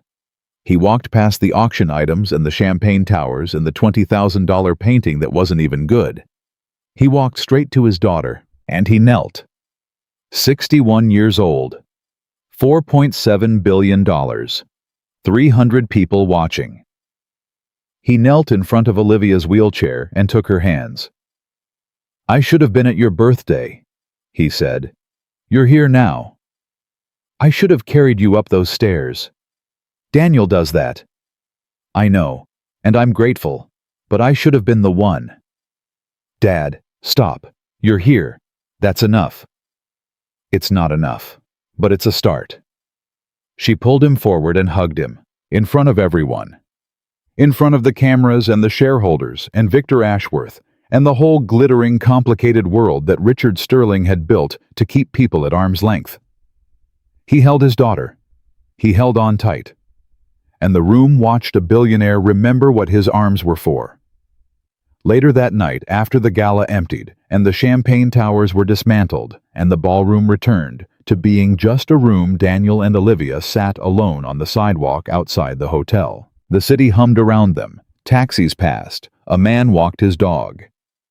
The ordinary world continued its ordinary business, indifferent to the extraordinary thing that had happened inside. That was insane, Daniel said. Which part? All of it. Your father's speech. Victor. The whole thing. You were amazing in there. I was terrified. You didn't look terrified. Carpenter trick. We hide our fear behind steady hands. Daniel. Yeah. What you said in there about Lily, about kindness being brave, that's the truest thing anyone has ever said in that ballroom. In 50 years of Sterling Foundation galas, nobody has ever said anything that mattered. You did. I just told the truth. That's why it mattered. She reached for his hand. He took it. They sat together on the sidewalk, a carpenter in a rented suit and a billionaire's daughter in a wheelchair, and they watched the city move around them like a river around two stones. What happens now? Daniel asked. Now we go get Lily from Marcus's house, and we go back to your apartment, and you carry me up 4 flights of stairs, and we eat leftover spaghetti, and Lily paints, and tomorrow we wake up and do it again. That sounds perfect. It is perfect. Even the 4 flights, especially the 4 flights. He stood. He hailed a cab. They went to Brooklyn. 3 months later, Olivia transferred her birthday money, every cent her father had wired for the past 3 years, into a foundation. She called it the Lily Bennett Foundation for Art Therapy and Disability Access. When Lily found out it was named after her, she cried for 10 minutes, then painted a picture of the foundation's logo, a sunflower in a wheelchair surrounded by stars. The sunflower is you, Lily told Olivia. The wheelchair is just how you get around. The stars are all the people you're going to help. The foundation's first project was an accessible art studio in Sunset Park. Daniel built the tables himself, adjustable height, wheelchair-friendly, made from reclaimed walnut. Each one had a small sunflower carved into the corner. His signature, and Lily's. Olivia enrolled in community art classes 3 days a week. She wasn't talented, her watercolors looked like abstract weather maps, but she showed up. Every class. Every week. She showed up. Richard Sterling stepped down from one of his board positions to free up his Fridays. Every Friday, without fail, he sat in his kitchen with his daughter and ate dinner.